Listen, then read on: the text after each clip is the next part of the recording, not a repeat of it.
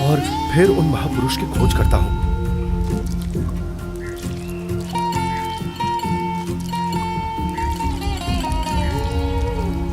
हे भगवान, ये क्या अनर्थ हो गया।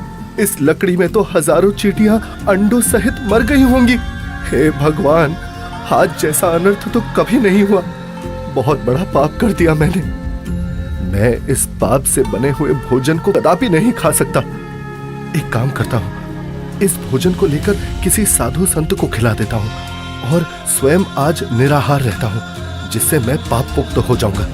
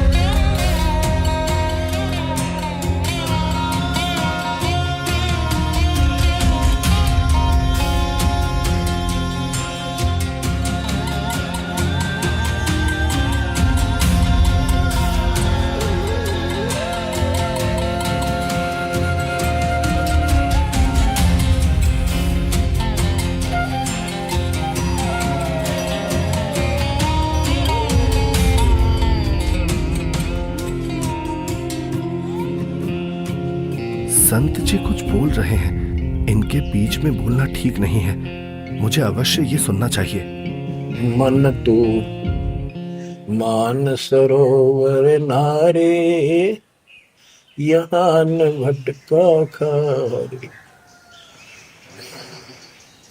सूरजमुखी फूल जा फूले, शंख पद्म उजियारा। गंगा यमुना मध्य सरस्वती, वहाँ त्रिवेणी की धारा। मन तू मान सरोवर नारे, यहाँ न भटका खारे। जहाँ कमोदनी चंद्रगता है, कमल कमल मद तूरा। अनहद नाद अजब धुन होई, जाने सतगुरु पूरा। मन तू मान सरोवर नारे, यहाँ न भटका खारे। ओ गट घाट विषम है दरिया, नहावे संत सुजाना। ओ गट घाट विषम है दरिया, नहावे संत सुजाना। मोक्ष मुक्ति के पर भी ले रे, साक्षी है ससीवाना। मन तू मान सरोवर नारे, यहाँ न भटका खारे। जावा हंस कोलाहल करते हैं, मोती मुक्ता खाही। ऐसा देश हमेश हमोरे, अमृत भोजन पाही। मन तू मान सरोवर नारे, यहाँ न भटका खारे। शंखों लहर मेहर की उपजे, कर नहीं जा कोई। शंखों लहर वहाँ मेहर की उपजे, कर नहीं जा कोई। दास गरीब अचल अविनाशी, सुख का सागर सोई। मन तू मान सरोवर नारे, यहाँ न भटका खारे। मन तू मान सरोवर नारे, यहाँ न भटका खारे। जो पहले मिला वो जिंदा महात्मा तो मुसलमान था, और ये लाल वस्त्र पहने हुए संत जी तो अपने हिंदू धर्म के जान पड़ते हैं, और बातें भी बिल्कुल जिंदा महात्मा वाली ही बता रहे हैं। इनका शिष्य बनने में शर्म भी नहीं आएगी। उस जिंदा से उपदेश लूंगा तो लोग निंदा करेंगे कि मुसलमान का शिष्य बन गया। इनसे ज्ञान प्राप्त करना उचित रहेगा। कते मन मान सरोवर नाण रे, जल के जंतु रे जल माही, आठों बखत बिहान रे, आठों बखत बिहान रे। मन मान सरोवर नाण रे, जल के जंतु रे जल माही, आठों बखत बिहान रे। 184 जल के बासी, ये भुगते चारों खान रे। चेतन वो कजड़ को पूजय, गांठ बांध पाषाण रे। भाई मरकट कहाँ चंदन के लेपे, क्या गंग नवाय सवान रे। अर सुधी हो न पूछतास की, वो छोड़ को न बाण रे। 12 कोट जहां जम किंकर, बड़े बड़े दैत हवान रे। धर्म राय की दरगाह माही, ओरई खेचा ताण रे फेरे, ओरी खेचा ताण रे। मैं जो साधना कर रहा हूँ उससे यमदूतों द्वारा दिए जाने वाले कष्ट नहीं टलते। इसका मतलब ये सब साधना तो व्यर्थ है। हे महात्मा जी, कृपया भोजन ग्रहण करें। रख दे धर्मदास, बहुत भूख लगी है। इन्हें कैसे मालूम कि मेरा नाम धर्मदास है? मैं भंडारा करता रहता हूँ, शायद इसीलिए ये मुझे जानते हैं।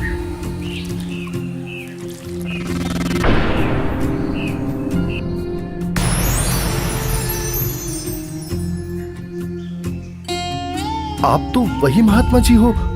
हत्यारे, कल तू क्या कह रहा था कि जो जीव हिंसा करते हैं वो कभी मोक्ष को प्राप्त नहीं कर सकते। अरे तू तो कसाई से भी बुरा निकला। हे प्रभु, मुझ अज्ञानी को क्षमा करो। मैं कहीं का नहीं रहा जिसका कोई लाभ नहीं, और शास्त्र अनुकूल साधना किससे मिले ये आप ही बता सकते हैं। मैं आपसे पूर्ण आध्यात्मिक ज्ञान सुनने का इच्छुक हूँ। कृपया मुझ अज्ञानी पर दया करके मुझ पापी को वो तत्व ज्ञान सुनाए भगवान, जिससे मेरा मोक्ष हो सके। ठीक है धर्मदास, अब सुनो। आप एकादशी का व्रत करते हो, जबकि श्रीमद् भगवद गीता अध्याय 6 श्लोक 16 में पढ़ा है कि हे अर्जुन, ये योग यानी भक्ति ना तो अधिक खाने वाले की और ना बिल्कुल ना खाने वाले अर्थात व्रत रखने वाले की, ना अधिक सोने वाले की तथा ना अधिक जागने वाले की सफल होती। इस श्लोक में व्रत रखना पूर्ण रूप से मना है धर्मदास। फिर देख अपनी गीता खोलकर। यहाँ परमेश्वर कबीर देव जी जिंदा रूप में धर्मदास जी को सृष्टि रचना सुनाते हैं और तीनों देवताओं की स्थिति से अवगत कराते हैं कि हे धर्मदास, अभी तक आप जिन भगवानों की यानी ब्रह्मा, विष्णु, महेश की भक्ति कर रहे थे, वो तो पृथ्वी, स्वर्ग और पाताल केवल इन तीनों लोकों में प्रधान है। रजगुण ब्रह्मा है, सतगुण विष्णु और तम गुण शिव जी ये मोक्ष नहीं कर सकते। आप जो भक्ति कर रहे हैं उससे कोई लाभ नहीं होगा। धर्मदास, केवल शास्त्र अनुकूल भक्ति करो। हे महात्मा, आप ये क्या कह रहे हैं? ब्रह्मा, विष्णु, महेश की भक्ति करने से कोई लाभ नहीं होगा? हम उनको कैसे छोड़ सकते हैं? धर्मदास, मैं इन देवताओं को छोड़ने की नहीं कह रहा, बल्कि आपको ये समझा रहा हूँ कि जो पवित्र गीता जी और पवित्र वेद बता रहे हैं वैसे साधना करने से ही मोक्ष संभव है। हे जिंदा, भगवान विष्णु अखिल ब्रह्मांड के स्वामी हैं और आप उनको केवल 3 लोक के स्वामी बता रहे हैं। यदि फिर से आपने श्री विष्णु को अपमानित किया तो उचित नहीं होगा। मूर्ख के समझावते ज्ञान गाठी का जाए, कोयला होत न उजला, भावे 100 मन साबुन लाए। ये मैंने क्या कर दिया? मैंने उन महात्मा को फिर से नाराज कर दिया। मेरी बुद्धि भ्रष्ट हो गई है। जो मैंने सच्चे परमात्मा को नहीं पहचाना उन्हें अपने जैसा मनुष्य मान लिया। हे भगवान, मुझे क्षमा करो। अब जिस पूजा को मैं कर रहा हूं वो कर नहीं सकता, और आपकी बात मैंने सुनी नहीं। हे भगवान, मुझे सत्मार्ग दिखाओ, नहीं तो मैं आत्मघात कर लूंगा। मुझे परमात्मा की सच्ची भक्ति चाहिए। अब परमात्मा के अंतर्ध्यान हो जाने से व्याकुल धर्मदास जी अपने आप को कोसते हुए तीर्थ यात्रा को बीच में ही छोड़कर घर को चल पड़ते हैं। रास्ते में धर्मदास जी एक बगीचे में विश्राम करने के लिए रुकते हैं, जहां अक्सर सभी तीर्थयात्री विश्राम के लिए रुका करते हैं।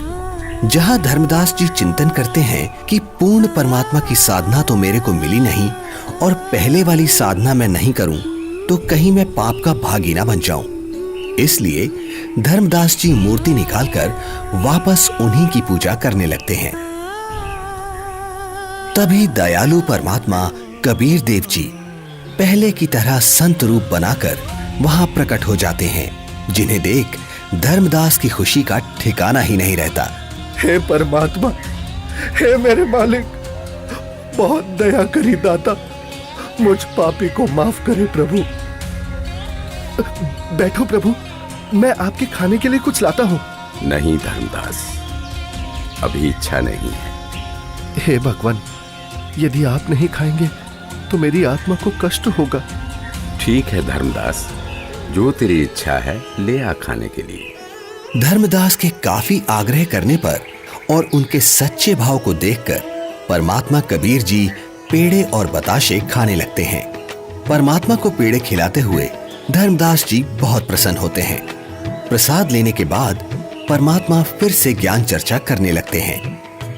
हे धर्मदास जी, आप यदि अभी भी इस ज्ञान पर विश्वास नहीं कर पा रहे हैं तो क्यों ना आप एक बार अपने गुरुदेव रूपदास जी से ये सब पूछ के देख लो कि क्या ब्रह्मा विष्णु महेश के कोई माता पिता हैं या नहीं, और क्या ब्रह्मा विष्णु महेश जी की जन्म मृत्यु होती है।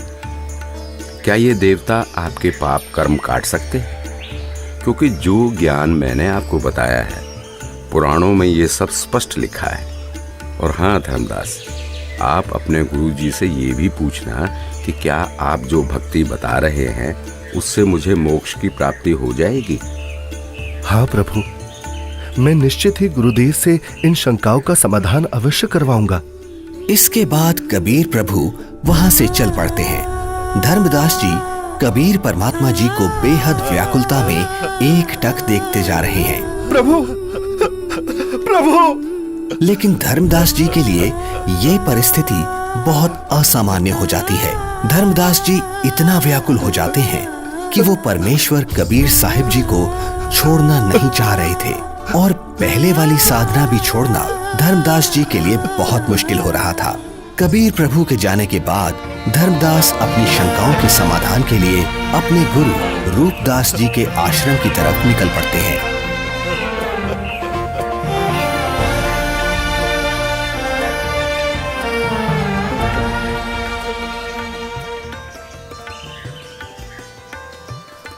प्रणाम गुरुदेव। आशीर्वाद है भक्त, आओ बैठो। क्या बात है धर्मदास, बहुत व्याकुल दिख रहे हो। और आप तो तीर्थ यात्रा पर गए थे ना? गुरुदेव, मेरे मन में कुछ शंका है, कृपया उनका समाधान कीजिए। कहो धर्मदास, क्या शंका है आपकी? हे गुरुदेव, सृष्टि का रचयिता कौन है? क्या भगवान विष्णु से ऊपर भी कोई प्रभु है? वो कहाँ रहता है? उसका क्या नाम है? उसकी पूजा की विधि क्या है? और गुरुदेव, क्या आपने जो भक्ति साधना मुझे बताई है, क्या उससे मेरा मोक्ष हो जाएगा? हे धर्मदास, आज तुम ये क्या बोल रहे हो? ऐसा ज्ञान तुम्हें किसने सिखा दिया? तुम लक्ष्मी नारायण की भक्ति करो, ठाकुर जी की सेवा करो और राम कृष्ण जी का जाप करते हुए प्रतिमा पूजा करो, जिससे तुम्हारी मुक्ति हो जाएगी। तुम यात्रा पर जाओ, जगन्नाथ के दर्शन करो। गोमती, गोदावरी, इन नदियों में स्नान करो, काशी जाओ, तीर्थ नहाओ, उससे ज्यादा पुण्य होता है और स्वर्ग की प्राप्ति होती है बच्चा। भगवान तो निराकार है, वो ज्योत स्वरूपी निरंजन है जो शून्य में रहता है। हे गुरुदेव, यहाँ मैं एक बात पूछना चाहूंगा, आप क्रोधित ना होना गुरुवर। हे गुरुदेव, जो ज्योत निरंजन आप बता रहे हैं वो तो प्रतिदिन 1 लाख मानव खाता है और 1.25 लाख उत्पन्न करता है। गुरुदेव, मुझे जीव भक्षक नहीं, जीवों की रक्षा करने वाला भगवान कौन है वो बताइए। ये ज्योति निरंजन ब्रह्म तो जीवों को खाता है। और गुरुदेव, ऐसा तो आप भी मानते हैं कि एक दिन वैकुंठ समेत तीनों लोक भी नष्ट होंगे, यानी स्वर्ग भी नष्ट होगा। फिर मुझे वहां की भक्ति क्यों बता रहे हो? गुरुदेव, मुझे उस अविनाशी स्थान के बारे में बताओ जिसका जिक्र गीता अध्याय 18 श्लोक 62 में किया है कि हे अर्जुन, तू सर्वभाव से उस परमेश्वर की शरण में जा, उसकी कृपा से ही तू परम शांति को और सनातन परम धाम शाश्वतम स्थानम अविनाशी लोक को प्राप्त होगा। इस प्रकार धर्मदास जी जिंदा बाबा रूप में मिले परमेश्वर कबीर जी से सुनी सृष्टि रचना के आधार पर काफी तर्क रखते हैं, जिसके पश्चात गुरु रूपदास जी कहते हैं, बेटा धर्मदास, जो ज्ञान मेरे पास था वो सब मैंने आपको बता दिया है। इससे आगे का मुझे कोई ज्ञान नहीं है। जो महात्मा आपको मिले हैं वो अवश्य ही कोई पहुंचे हुए महापुरुष हैं। हे गुरुदेव, मुझसे कोई गलती हुई हो तो माफ करना, किंतु जिसने मुझे ये तत्व ज्ञान बताया है, अब मैं उन्हीं के चरणों में जाऊंगा। आज के बाद वही मेरे सद्गुरु होंगे। ठीक है धर्मदास, आप उनको अपना सद्गुरु बनाओ और उनके अनुसार बताई साधना कर लो। इसके बाद धर्मदास जी गुरु रूपदास जी को प्रणाम करके वहां से अपने घर की तरफ निकल पड़ते हैं।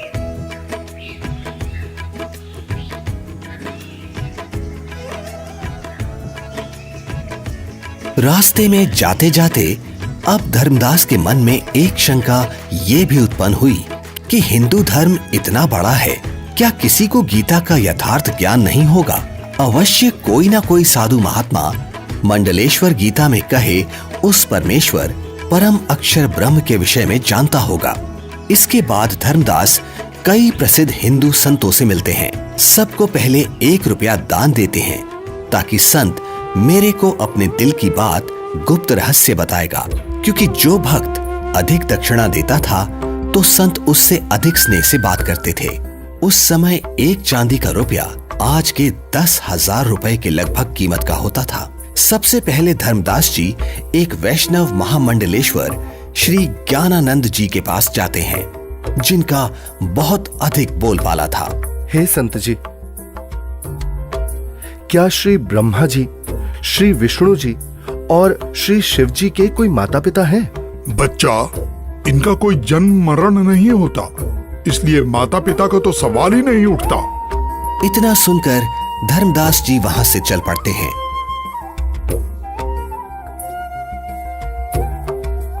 जहां कुछ दूरी पर धर्मदास जी को एक बहुत बड़े विद्वान महात्मा का पता चलता है, जो कि काशी विद्यापीठ से पढ़कर आए हैं और वे शास्त्रों के पूर्ण विद्वान हैं।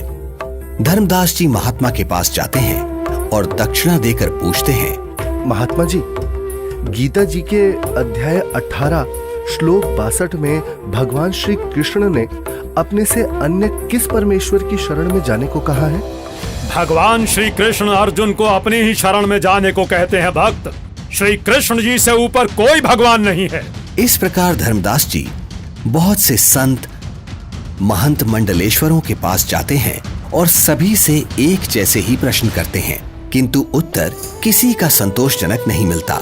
कोई विष्णु जी को सर्वे सर्वा बताता है तो कोई शिव जी को करता धरता और कुछ तो परमात्मा को निराकार ही बताने वाले मिल जाते हैं।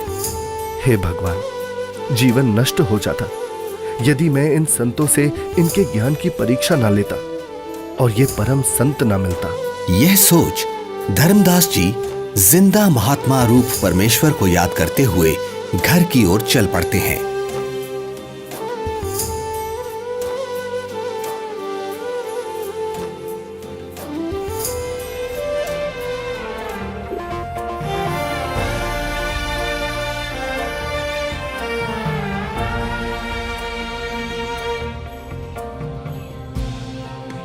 जहां मार्ग में एक नदी आती है जिसके किनारे वृक्ष के नीचे एक हिंदू संत विराजमान दिखाई देते हैं जिनके पास 4-5 व्यक्ति भी बैठे हैं। धर्मदास जी भी विश्राम करने के उद्देश्य से संत के पास कुछ दूरी पर वृक्ष के नीचे छाया में दूर से ही राम राम करके बैठ जाते हैं।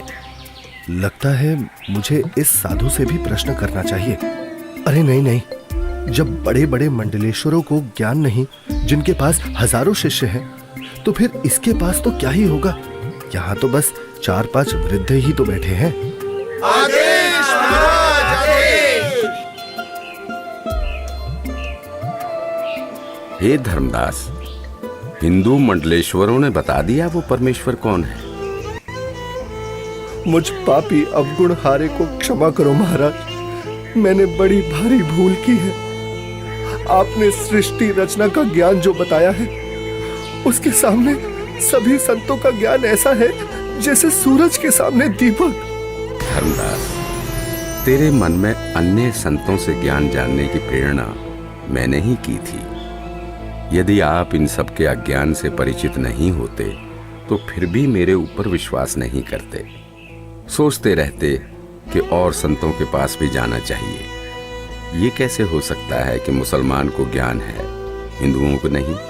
अब तुम पूर्ण विश्वास करोगे, इसलिए पूर्ण लाभ मिलेगा।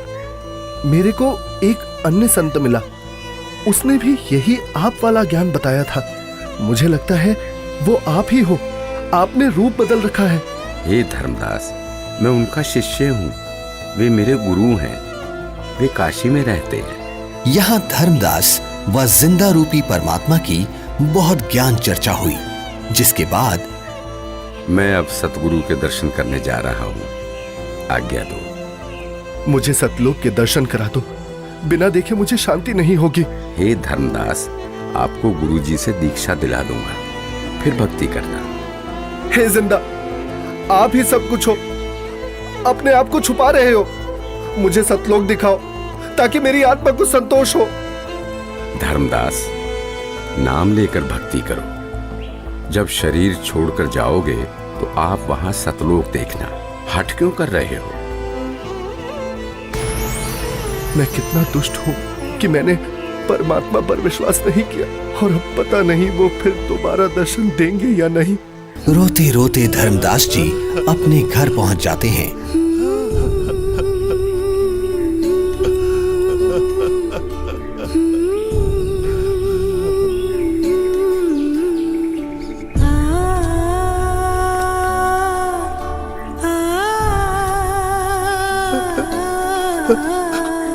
उनकी ऐसी हालत देख और यात्रा से जल्द ही वापस लौटने पर पत्नी आमनी देवी भी हैरान हो जाती है और बार बार धर्मदास जी से उनके रोने का कारण पूछती है, लेकिन धर्मदास जी उन्हें कुछ नहीं बता पाते, केवल रोते ही रहते हैं।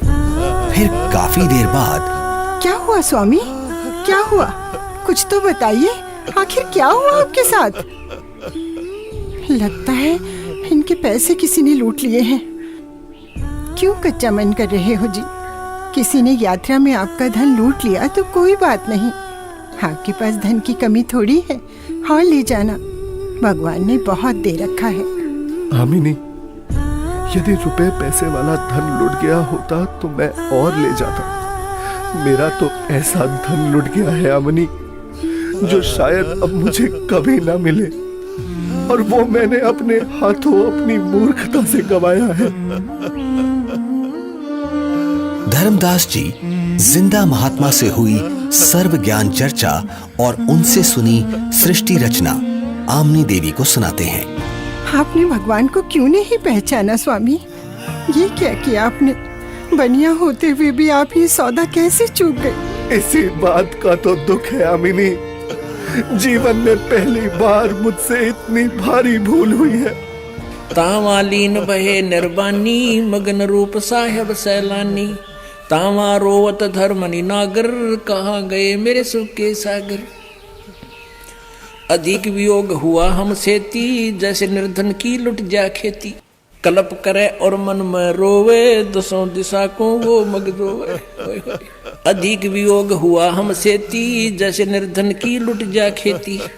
कलप करे और मन में रोवे, दसों दिशा को वो मगजोवे।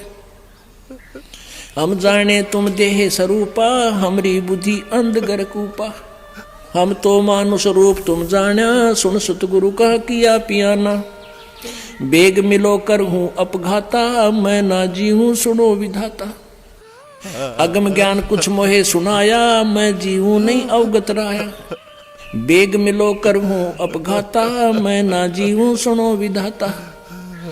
अगम ज्ञान कुछ मोहे सुनाया, मैं जी हूँ नहीं अवगत राया। तुम सतगुरु अवगत अधिकारी, मैं नहीं जानी लीला थारी। तुम अवगत अविनाशी साईं, फिर मोको कब मिलो गोसाई। कमर कसी धर्मदास को पूरब पंथ पयाने, गरीबदास रोवत चले वो बांधो गुड़ अस्थाने। अब धर्मदास रोजाना अपने घर के आसपास, जंगलों में, नदियों के पास, नगरों में और दूसरी अलग अलग जगह पर काफी सारे धर्मगुरु, संत, महंत, मंडलेश्वर, आचार्य, शंकराचार्य के पास जा जाकर परमात्मा को ढूंढने लगे। कहीं वेश बदल कर बैठे हों, इसलिए प्रश्न भी करते कि श्री ब्रह्मा जी, श्री विष्णु जी, श्री शिव जी के माता पिता कौन है, वो परमात्मा कौन है। परंतु उत्तर ठीक नहीं होता था। तो स्पष्ट था ये साधु संत परमात्मा जिंदा नहीं है। 6 महीने तक जिंदा बाबा नहीं मिले। तब एक दिन, हे स्वामी, आप ऐसे मत रोइए, भला रोने से कोई समाधान थोड़ी ना होगा। कुछ याद कीजिए स्वामी, उन्होंने कुछ तो बताया होगा कि वो किस प्रकार मिलते हैं, कहाँ मिलते हैं। हाँ, याद आया आमिनी, उन्होंने ज्ञान चर्चा करते समय बताया था। जहाँ कहीं भी धर्म भंडारे चल रहे होते हैं, मैं वहाँ जरूर उपस्थित होता हूँ और अपनी प्यारी आत्माओं को ज्ञान समझाता हूँ। धर्मदास, क्या धर्म भंडारा? फिर तो स्वामी क्यों ना हम धर्म भंडारा ही करवा दें। हाँ, यही सही है। 3 दिन का धर्म भंडारा करते हैं।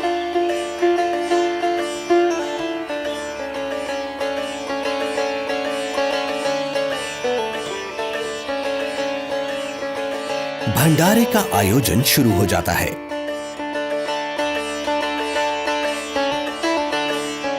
दूर दूर से साधु महात्मा भंडारे में आने लगते हैं।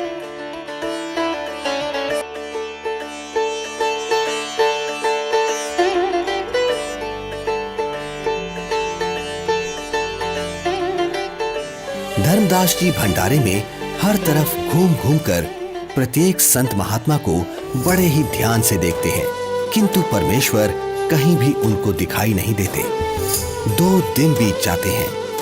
धर्मदास जी बहुत मायूस हो जाते हैं और एकटक रास्ते को ही निहार रहे हैं। आज वो मन ही मन संकल्प कर लेते हैं कि प्रभु, आप मुझ अपराधी को दर्शन नहीं दे रहे। हे परमात्मा, आज अगर आप नहीं मिले तो मैं आत्मघात कर लूंगा।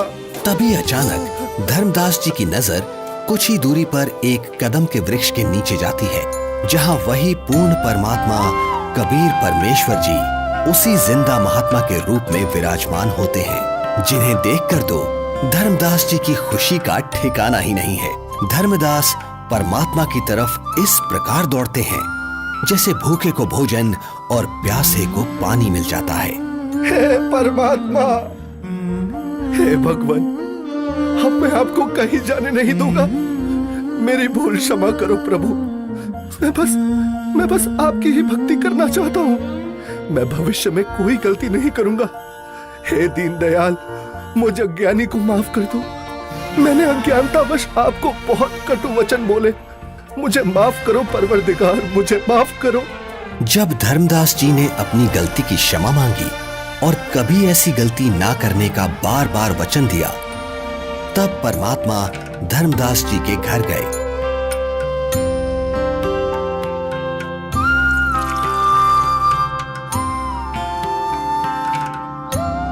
जहां आमनी देवी और धर्मदास जी दोनों ने परमात्मा की बहुत सेवा की और उनसे नाम दीक्षा ली। हे प्रभु, आपका बच्चा बहुत नरम दिल का है। इतना रोया मैं भी रुला दी। आपकी तड़प में दिन रात रोता रहा। मैं बार बार हिम्मत हौसला दिलाती, परमात्मा अवश्य मिलेंगे। ये रोते हुए कहते, हमने अब नहीं मिलेंगे। मैंने उनको बहुत बार परेशान किया अपनी मूर्खता व अज्ञान के कारण। फिर रोने लग जाते। आपने अपने दास को इतना कष्ट नहीं देना था। बेटी, जैसे लोहे का औजार बनाने के लिए गर्म किया जाता है, फिर उस पर चोट लगाई जाती है, तब वो काम बनता है। ठंडे लोहे पर चोट काम नहीं करती, इसलिए धर्मदास को 6 महीने गर्म करना पड़ा। ये काल का वकील बना था।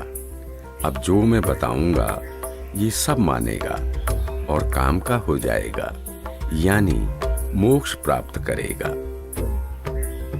धर्मदास, आपको वो भगवान मिला है जिसको पाने के लिए राजाओं ने राज त्याग दिए, ऋषियों ने शरीर तक गला दिए। इसलिए अब खूब भक्ति करो ताकि आप हमेशा हमेशा के लिए सतलोक के निवासी बन सको, जहां आपको इतना सुख मिलेगा जो स्वर्ग क्या महास्वर्ग में भी नहीं है। सुंदर बाग, सदाबहार फलदार वृक्ष और दूधों की नदियां बहती हैं, जहां सुंदर नर और नारी रूप में हंस आत्माएं रहती हैं। वे कभी वृद्ध नहीं होते और वहां जाने के बाद कभी मृत्यु भी नहीं होती। धर्मदास, हे महाराज, नाराज ना होना। कृपया मुझे वो अमर लोक दिखाने की मेहर करे परवरदिगार, ताकि मेरा विश्वास दृढ़ हो। आप भक्ति करो। जब शरीर त्याग कर जाओगे तो सतलोक को ही प्राप्त करोगे। धर्मदास जी के अधिक आग्रह करने पर कबीर परमेश्वर जिंदा रूप में धर्मदास जी की आत्मा को निकालकर ऊपर सतलोक में ले जाते हैं। सतलोक, जहां दरबार के द्वार पर खड़े द्वारपाल को परमेश्वर ने कहा कि धर्मदास जी को परमात्मा के दर्शन कराओ।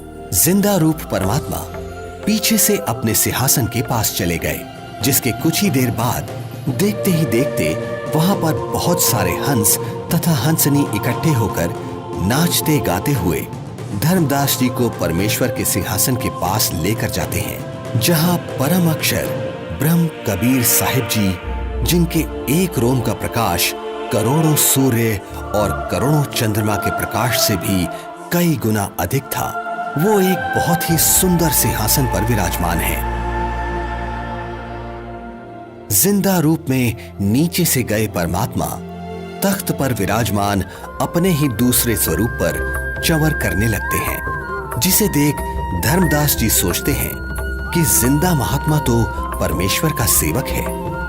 धर्मदास जी इतना सोच ही रहे थे कि कुछ ही देर में तख्त पर विराजमान परमात्मा खड़े हो जाते हैं और जिंदा महात्मा तख्त पर विराजमान हो जाते हैं तथा तेजोमय परमात्मा जिंदा महात्मा पर चंवर करने लगते हैं, जिसे देख धर्मदास जी हैरान हो जाते हैं कि तेजोमय परमात्मा जिंदा महात्मा पर चंवर क्यों कर रहे हैं। आखिर ये जिंदा महात्मा है कौन? इतने में तेजोमय शरीर वाले परमात्मा जिंदा महात्मा के शरीर में समा जाते हैं और चंवर अपने आप होने लगता है। धर्मदास, मैं ही संपूर्ण सृष्टि का रचयिता हूँ। मेरा ही नाम कबीर देव है। मैं ही चारों युगों में पृथ्वी पर प्रकट होता हूँ। वर्तमान में मैं अपने वास्तविक नाम कबीर नाम से काशी नगर में प्रकट हूँ, जहाँ एक साधारण मनुष्य की भांति लीला कर रहा हूँ और जुलाहे रूप में रहता हूँ। धर्मदास, काल जाल में फंसे अपने बच्चों को भक्ति का धनी बनाकर उनके इस वास्तविक घर सतलोक में वापस लाने के लिए वहां प्रकट हुआ हूं। हे सर्व सृष्टि रचनहार, मैं बहुत दुष्ट हूं। मैंने आपको कितना दुखी किया, कितना अपमानित किया। मुझे माफ कर दो परवरदिगार, मैं बहुत नीच हूं, माफ कर दो मुझे। हे परमात्मा, आपने ये इतना प्रकाशमान रूप पृथ्वी पर क्यों नहीं प्रकट किया, क्यों छुपा रखा है? हे धर्मदास, यदि इसी रूप में नीचे जाऊं तो किसी की भी आंखें इस प्रकाश को सहन नहीं कर सकती। दूसरी बात, काल ब्रह्म यानी ज्योति निरंजन का डर के मारे हाल बेहाल हो जाएगा। इसलिए काल के लोक में गुप्त रहकर जीवों को ज्ञान सुनाता हूं, उनका कल्याण करता हूं। धर्मदास, अब आप नीचे जाकर खूब भक्ति करो और वहां काल जाल में फंसे अपने सभी भाई बहनों को भी समझाओ। सत्य का गवाह बनो कि ये काशीवासी जुलाहा सर्व सृष्टि रचनहार है, सबका धारण पोषण करने वाला है। परम अक्षर ब्रह्म यानी सत्य पुरुष अविनाशी परमेश्वर है। यही वास्तव में परमात्मा है। जैसा गीता अध्याय 15 श्लोक 17 में तथा अध्याय 2 श्लोक 17 में लिखा बताया है, वह यही है। नहीं नहीं महाराज, मुझे यही रख लो, यही रख लो महाराज, मुझे यही रख लो। हमने बहुत भारी गलती की है। काल के साथ उस मृत लोक में जाकर ऐसे सुख सागर को छोड़कर अब उस नरक में मुझे नहीं जाना प्रभु, हमें यही रख लो महाराज। धर्मदास जी को रोता देख परमात्मा उनको समझाते हैं और वहीं दूसरी तरफ पृथ्वी पर धर्मदास जी को 3 दिन से अचेत देखकर घर परिवार, गांव, रिश्तेदार, मित्र प्यारे सभी इकट्ठा हो जाते हैं। कोई झाड़ फूंक करा रहा था तो कोई वैद्य से उपचार करा रहा था, किंतु किसी को आशा नहीं रही थी कि धर्मदास जी जिंदा हो जाएंगे। आमिनी देवी का भी रो रो कर बुरा हाल हो जाता है। तब तीसरे दिन परमात्मा ने धर्मदास जी की आत्मा को शरीर में प्रवेश करा दिया। धर्मदास जी अपने चारों ओर खड़े रिश्तेदारों को और पत्नी आमिनी देवी को रोता देख आश्चर्यचकित हो जाते हैं। क्या हुआ आप सभी को? आप ऐसे रो क्यों रहे हैं? हे भगवान, तेरा लाख लाख शुक्र है। क्या हुआ है आमिनी, कुछ तो बताओ। स्वामी, आप 3 दिन से अचेत थे। हम सभी को तो लग रहा था आप नहीं बचेंगे। आमिनी, वो जिंदा महात्मा ही सर्व सृष्टि के रचनहार हैं। उनके सामने ब्रह्मा, विष्णु, महेश, दुर्गा, गणेश, क्षर पुरुष, अक्षर पुरुष कुछ भी नहीं है। वही मुझे अपने सतलोक लेकर गए थे। वहां हम सभी के बड़े बड़े महल हैं, दूधों की नदियां, सदाबहार फलदार वृक्ष हैं। वहीं एक बहुत ही विशाल और भव्य सिंहासन पर पूर्ण ब्रह्म कबीर साहिब जी विराजमान हैं, जिनके एक रोमकूप के सामने करोड़ों सूर्य और चंद्रमा भी फीके हैं। सतलोक का वर्णन करते हुए अचानक धर्मदास जी को परमात्मा के काशी में प्रकट होने वाली बात याद आती है, जिसके बाद धर्मदास जी काशी नगर में जाकर कबीर जुलाहे रूप में आए परमात्मा की झोपड़ी का पता करते हैं, जहां असंख्य ब्रह्मांडों के स्वामी कबीर परमेश्वर जी को कपड़ा बुनने का कार्य करते देख धर्मदास जी को बड़ा ही आश्चर्य होता है। हे प्रभु, मुझ अज्ञानी को क्षमा करो प्रभु। मुझे विश्वास नहीं हो रहा था कि आप ही परमात्मा हैं, आप ही परम अक्षर ब्रह्म हैं। इस वेशभूषा में तो आपको कोई भी नहीं पहचान सकता। इसके बाद परमेश्वर कबीर जी ने धर्मदास जी को सतनाम दिया, जिसे पाकर धनी धर्मदास जी बहुत खुश होते हैं। हे प्रभु, बड़ी दया करी आपने, मेरा तो जीवन सफल हो गया। बेटा धर्मदास, अब आप अपने घर जाओ और भक्ति करो, मैं वहीं आऊंगा। जी जरूर आना परमात्मा। वहां मेरे बेटे को भी समझाना और आमिनी को भी सतनाम देना। ठीक है बच्चा, मैं जरूर आऊंगा। हे परमात्मा, आप बहुत दयालु हो जो आपने हमें शरण में ले लिया। हे प्रभु, आपने हम दोनों को तो शरण में ले लिया, किंतु मेरा एक लौता पुत्र नारायण दास, वो काफी समझाने के बावजूद भी आपके इस सत्य ज्ञान को स्वीकार नहीं कर रहा। बेटा धर्मदास, तेरे बेटे नारायण दास के रूप में काल ने तुम्हारे घर पर अपना दूत भेज रखा है। वो नहीं मानेगा। आप इसको मत देखो, अपनी भक्ति पर ध्यान दो। यह बात सुनकर धर्मदास को बहुत दुख हुआ और विश्वास नहीं हुआ कि मेरा बेटा नारायण दास काल का दूत है। परमात्मा समझ गए कि धर्मदास पुत्र मोह में अपना जीवन नष्ट करेगा। धर्मदास, आप पुत्र को बुलाओ, मैं भी समझाता हूँ। बच्चा है, मान जाए तो। बेटा नारायण दास, आज गुरुजी आए हैं, उनके चरण स्पर्श कर आशीर्वाद ले ले। तेरा भी कल्याण हो जाएगा बेटा। पिताजी, आपके ऊपर इस जुलाहे ने जादू कर दिया है, आपका दिमाग खराब कर दिया है। आपने देवी देवताओं व पितर पूजा छोड़ दी है। मैं उसकी शक्ल भी नहीं देखना चाहता। बेटा, एक बार चल, फिर ना जाना। धर्मदास जी के अधिक आग्रह करने पर नाराज अवस्था में नारायण दास चल पड़ता है। जाकर थोड़ी दूरी पर कमरे में सतगुरु के सामने बैठ जाता है। परमात्मा समझाने लगते हैं, किंतु नारायण दास कुछ भी समझने को तैयार नहीं होता। बेटा, पूर्ण परमात्मा की भक्ति करो, आपका भी मोक्ष हो जाएगा। मैंने नहीं सुननी आपकी झूठी कहानी। धर्मदास, देख, बेटा नारायण दास कितना सुंदर है, भोला भाला है।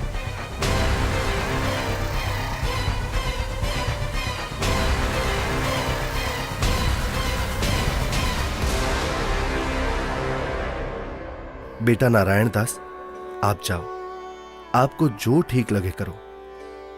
हे भगवान, मेरा वंश तो काल का वंश बन गया। दया करो दाता, अब मेरे वंश का क्या होगा? वंश का क्या करेगा बेटा? यहां से पीछा छुड़वा ले धर्मदास। धर्मदास जी का रो रो कर बुरा हाल हो जाता है। तब कबीर परमात्मा जी अपना आशीर्वाद भरा हाथ धर्मदास जी के सिर पर रखते हुए कहते हैं, ठीक है धर्मदास, तेरे घर पर मैं अपना हंस भेजूंगा। तू वंश की चिंता करता था धर्मदास, तेरा 42 पीढ़ी तक वंश चलेगा। तू चिंता मत कर। तुम्हारे घर पर एक पुत्र उत्पन्न होगा, उसका नाम चूड़ामणि रखना। इस उम्र में बच्चा? हे भगवान, ये कैसे संभव है? उधर देखो बेटा, 10वें महीने आमनी के गर्भ से तुम्हारे घर ये बेटा जन्म लेगा। धर्मदास जी को कुछ विश्वास और कुछ अविश्वास होता है, किंतु परमेश्वर की दया से आमनी देवी के गर्भ से 10वें महीने एक बच्चा पैदा होता है, जिसका नाम चूड़ामणि रखा जाता है। बड़ी दया करी दाता, जो आपकी हंस आत्मा हमारे घर आई। हे भगवान, दया करना कि मेरे वंशज आपकी भक्ति में ही लगे रहे। धर्मदास, ज्योति निरंजन अर्थात काल मेरे नाम से 12 पंथ चलाएगा और तेरे वंश वाले 6ठी पीढ़ी में जाकर मेरी बताई सत्य भक्ति को करना छोड़ देंगे। वो उन काल के चलाए नकली 12 पंथों में से जो 6ठा टकसारी पंथ होगा, उसकी साधना करना शुरू कर देंगे, जो काल में डुबोने वाली ही होगी। हे परमात्मा, दया करो अंतर्यामी, उनका उद्धार कैसे होगा? दया करो। हे धर्मदास, काल द्वारा चलाए जाने वाले 12 पंथों में 12वां पंथ का प्रवर्तक संवत 1774 में जन्म लेगा। उस पंथ समेत सब 12 पंथों के पंथी मेरी वाणी का गलत अर्थ लगाकर गलत साधना करेंगे। असंख्य जन्म तक सतलोक नहीं जा सकेंगे। उसी 12वें पंथ में हम ही प्रकट होंगे। हम गुप्त रूप से लीला करेंगे। धर्मदास, मैंने तेरे को 42 पीढ़ी तक तुम्हारा वंश कलयुग में चलने का आशीर्वाद दिया। तेरे वंश वालों का उद्धार मेरे द्वारा भेजे जाने वाले मेरे कृपा पात्र महापुरुष से होगा। जिस समय कलयुग 5505 वर्ष बीत जाएगा, तब वो महापुरुष मेरा भेजा हुआ आएगा, अर्थात उसे मुझे ही समझ। वो सारे संसार के प्राणियों का उद्धार करेगा। उस समय तेरे बिंद वाले यानी तेरी 42 पीढ़ी वाले हों या सारा संसार, जो भी उससे नाम दीक्षा लेगा उन सबकी मुक्ति हो जाएगी, मेरा आशीर्वाद है। आज वर्तमान में स्वयं कबीर परमात्मा के अवतार बंदी छोड़ सतगुरु रामपाल जी महाराज आए हुए हैं, जो कि सर्व समाज को सतभक्ति प्रदान कर रहे हैं, जिनसे नाम दीक्षा लेकर भक्ति करने से सर्व सुख व पूर्ण मोक्ष की प्राप्ति होती है। सत साहिब जी।